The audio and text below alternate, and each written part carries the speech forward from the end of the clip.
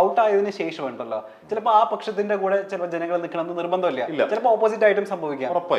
എപ്പോഴെങ്കിലും ഏതെങ്കിലും നമ്മളെടുത്ത പക്ഷം ഓപ്പോസിറ്റ് ആയിട്ട് വന്നതുകൊണ്ട്, അതായത് ഏറ്റവും കൂടുതൽ ആൾക്കാർ അതിന് വിമർശിച്ചത് കൊണ്ട് നമ്മളുടെ പക്ഷം അല്ലെങ്കിൽ നമ്മളുടെ കാഴ്ചപ്പാട് മാറ്റേണ്ട. ഞാൻ പറഞ്ഞ ഇപ്പൊ നമുക്കൊരു കാഴ്ചപ്പാടുണ്ട്, അത് ഞാൻ ശരിയെന്ന് വിചാരിക്കുന്നു. പക്ഷെ നമ്മുടെ ഒരു ചർച്ചയിലോ ഇനിയിപ്പോ ജനകീയ കോടതിയിൽ വരുന്ന അതിഥിയോ നമ്മുടെ കാഴ്ചപ്പാടിനെ തിരുത്തുന്ന രീതിയിൽ നമുക്ക് ബോധ്യപ്പെട്ടാൽ എനിക്ക് അത് തിരുത്താൻ ഒരു മടിയില്ല. ഞാൻ എൻ്റെ ചർച്ചകളിൽ തന്നെ ഞാൻ തുടക്കത്തിൽ പറഞ്ഞ ഇൻട്രോയുടെ നിലപാടിൽ ഏറ്റവും ഒടുവിൽ വരുമ്പോൾ തെറ്റാണെന്ന് ഞാൻ സമ്മതിച്ചിട്ടുണ്ട് നേരത്തെ ചർച്ചയിൽ. എന്ന് പറഞ്ഞാൽ അതിനൊരു മടി വരേണ്ട കാര്യമില്ല, അത് ഈഗോ വിചാരിക്കേണ്ട കാര്യമില്ല. പിന്നെ ഇതിനകത്താണെങ്കിൽ ഇപ്പൊ ജനകീയ കോടതിയുടെ ഫോർമാറ്റ് എന്ന് പറയുന്നത് നമ്മുടെ ചർച്ചയുടെ ഫോർമാറ്റ് അല്ല, അത് കോടതിയാണ്. അതിനകത്ത് എന്താണ് ഒരു പ്രതിക്കൂട്, ഒരു വാദിക്കൂട് എന്നൊരു സാധനമുണ്ട്, ജഡ്ജുണ്ട്. പ്രതിക്കൂട്ടിൽ വന്നിരിക്കുന്ന ആളോട് നമ്മളൊരു വക്കീലിന്റെ പണി എടുക്കുന്നു എന്നുള്ളതാണ് അതിന്റെ കൺസെപ്റ്റ്. അയാളോട് ഒരു കുറച്ച് ക്രിട്ടിക്കലി ചോദിക്കുക എന്നുള്ളതാണ് അതിന്റെ രീതി. അപ്പൊ അവിടെ പക്ഷെ നമ്മളൊരു പക്ഷം എന്ന് പറഞ്ഞാൽ വന്നിരിക്കുന്ന ആളോട് ക്രിട്ടിക്കലായിട്ട് ചോദിക്കുക എന്നുള്ളതാണ്. ഇപ്പുറത്ത് വന്നിരിക്കുന്ന അയാളെ കൗണ്ടർ ചെയ്യാൻ വന്നിരിക്കുന്ന ആൾ നമ്മളെ സഹായിക്കാൻ വരുന്ന വാദിയാണ്, അദ്ദേഹം ക്രിട്ടിക്കലായിട്ട് ചോദിക്കുകയാണ്. അങ്ങനെയാണ് അതിന്റെ ഒരു കൺസെപ്റ്റ്. അപ്പൊ അവിടെ നമ്മുടെ ഒരു പക്ഷത്തിന് വലിയ പ്രാധാന്യമില്ല. നമ്മൾ ആരായാലും വന്നിരിക്കുന്ന ആളോട് എന്താണ് പ്രശ്നം, എന്താണ് മൊത്തത്തിൽ പ്രശ്നമാണല്ലോ എന്ന രീതിയിൽ സമീപിക്കുകയാണ് ആ പ്രോഗ്രാമിന്റെ ശൈലി. അശ്വന്ത് ഗോക്ക് എന്ന് പറഞ്ഞ പോലെ ഇപ്പൊ ട്രോള് പറഞ്ഞായിരുന്നല്ലോ, അപ്പം അശ്വന്ത് ഗോക്കിനോട് സംസാരിച്ചു. അപ്പൊ കോക്ക് ഈ മലങ്കൾട്ട് ഇടയ്ക്കിടയ്ക്ക് പറയുമല്ലോ പുള്ളി, മലങ്കൾട്ട് എന്ന് പറയാറുണ്ട്. അപ്പൊ ഞാൻ ചോദിച്ചു, ഭയങ്കര അധിക്ഷേപ പരാമർശമല്ലേ മലങ്കൾട്ട്, എന്താണ് ഈ മലങ്കൾട്ട് എന്ന് ചോദിച്ചു. അപ്പം അശ്വന്ത് ഗോക്ക് പറഞ്ഞു, ഇപ്പൊ നിങ്ങളുടെ ചാനൽ ചർച്ച കഴിയുമ്പോൾ നിങ്ങൾ സീരിയസ് ചെയ്യുന്ന ആൾക്കാർ ചിരിക്കുമോ, അതാ മലങ്കൾട്ട് എന്ന് പറഞ്ഞു. വേണമെന്നുണ്ടെങ്കിൽ നമുക്കത് കട്ട് ചെയ്ത് കളയാം.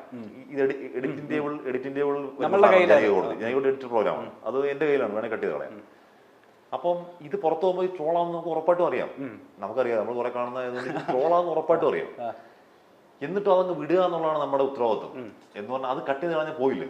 ഞാൻ പറഞ്ഞത് എന്താണ്, പെട്ടെന്ന് തന്നെ അങ്ങനെ മറുപടി പറയാൻ പറ്റുന്നത് അശ്വന്തിന്റെ ഒരു കഴിവാണ്. നമ്മളത് അത് കത്രി വെച്ചെടുത്ത് കളഞ്ഞു കഴിഞ്ഞാൽ അതൊരു വർക്കൗട്ട് ആവുമല്ലോ. അത് സ്വാഭാവികമായിട്ടും നമുക്ക് ട്രോള് വരും എന്നറിഞ്ഞുകൊണ്ട് തന്നെ ആ സാധനങ്ങളൊക്കെ അങ്ങ് പോകുന്നതാണ് അതിന്റെ ഭംഗി.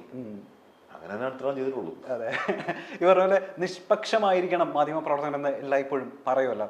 പക്ഷേ ചില സന്ദർഭങ്ങളിലെങ്കിലും നമുക്കത് നിഷ്പക്ഷമായിട്ട് ചിലപ്പോൾ മാധ്യമ പ്രവർത്തകർക്ക് നിൽക്കാൻ പറ്റാറില്ല. അത് ഈ പറഞ്ഞ പോലെ ചാനൽ ചർച്ചകളുടെയൊക്കെ ഭാഗമായിട്ടായിരിക്കും. ചില കാര്യങ്ങൾ, ചില വിഷയങ്ങളിൽ നമ്മളോട് സൈലന്റ് ആയിരിക്കും. ചിലപ്പോൾ നമ്മൾ മാധ്യമം ആ സ്ഥാപനം നമ്മളോട് ആവശ്യപ്പെടാവുന്നൊരു സാഹചര്യം ഉണ്ടാവാറുണ്ട്. ഇപ്പോൾ 24-ന്റെ കാര്യത്തിൽ ഒരു എക്സെപ്ഷൻ ആയിട്ട് മാറ്റി നിർത്താം. പക്ഷെ എന്നാലും പല ചാനലുകളിൽ വർക്ക് ചെയ്തിട്ടുള്ള മാധ്യമ പ്രവർത്തകനാണല്ലോ. അപ്പോൾ മറ്റ് ആ ചാനലിന്റെ ഭാഗത്ത് നിന്നേ ഇല്ല, ഈ വിഷയത്തിൽ നിങ്ങൾ പ്രതികരിക്കേണ്ട, അല്ലെങ്കിൽ ഇതിൽ നിങ്ങൾ മദ്യം പാലിക്കേണ്ട, ഓരോരുത്തരും പറയാതിരിക്കേണ്ട എന്നുള്ള രീതിയിലുള്ള സമീപനങ്ങൾ ഉണ്ടാകുമ്പോൾ, തീരുമാനങ്ങൾ ഉണ്ടാകുമ്പോൾ അതൊരു വിരോധാഭാസമാണല്ലോ. അതിനെ മാധ്യമ പ്രവർത്തകൻ എങ്ങനെ കാണാതെ അസ്വസ്ഥമാക്കാറുണ്ട് അത്തരം തീരുമാനം? ഞാൻ ടു ബി ഓണസ്റ്റ് ഞാൻ പറയുന്നത്, എനിക്കിപ്പോ പല മാധ്യമ പ്രവർത്തകർ പറഞ്ഞു കേട്ടിട്ടുണ്ട് അവർക്ക് കിട്ടിയ നിർദ്ദേശങ്ങളെ പറ്റിയൊക്കെ.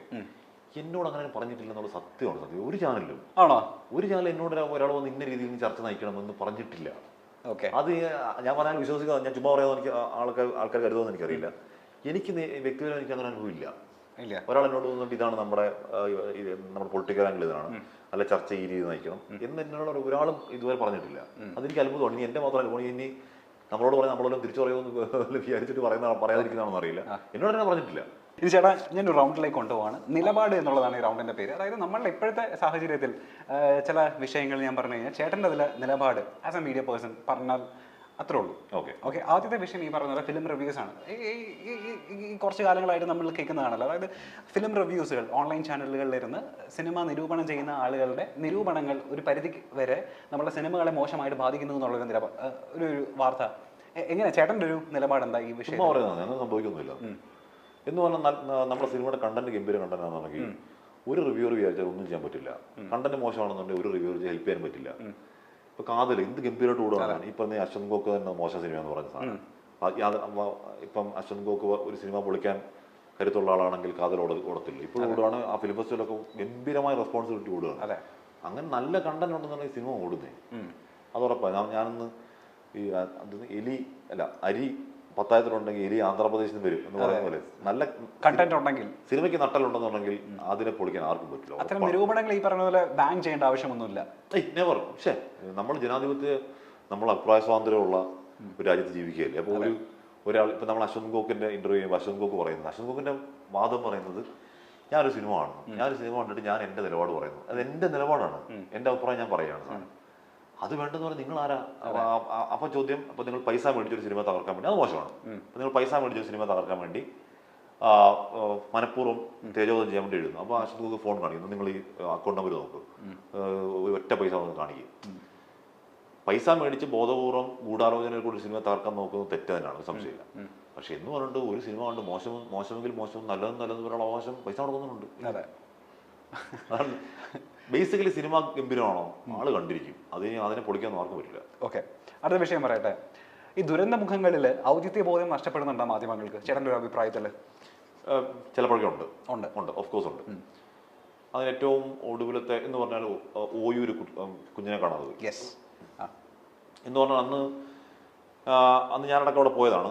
നമ്മൾ ആ രാത്രി അടുത്ത രാത്രിയൊക്കെ ഉറക്കമില്ലാത്ത ദിവസങ്ങൾ 24/7 കംപ്ലീറ്റ് വർക്ക് ചെയ്തതാണ്. എന്ന് പറഞ്ഞാൽ കുഞ്ഞിനെ കിട്ടാൻ എന്നുള്ള ഉദ്ദേശത്തിൽ. അപ്പൊ അതിനിടയ്ക്ക് അവിടെ ആ വീട്ടിൽ ഞാൻ പറഞ്ഞത് ഇപ്പോൾ മൊത്തം ലൈവ്, കംപ്ലീറ്റ് ലൈവാണ്. ലൈവിനിടയ്ക്ക് സംഭവിക്കുന്നൊക്കെ ആയിരിക്കാം. പക്ഷെ എന്നാൽ പോലും ഒരു മാധ്യമപ്രവർത്തകർ ചോദിക്കുന്നുണ്ടായിരുന്നു, എന്താണ് പൈസ തന്നില്ലെങ്കിൽ കുഞ്ഞിനെ വകവരുത്തുമെന്നെല്ലാം പറഞ്ഞു. നമ്മൾ എടുത്ത് ചോദിക്കുന്നുണ്ട്.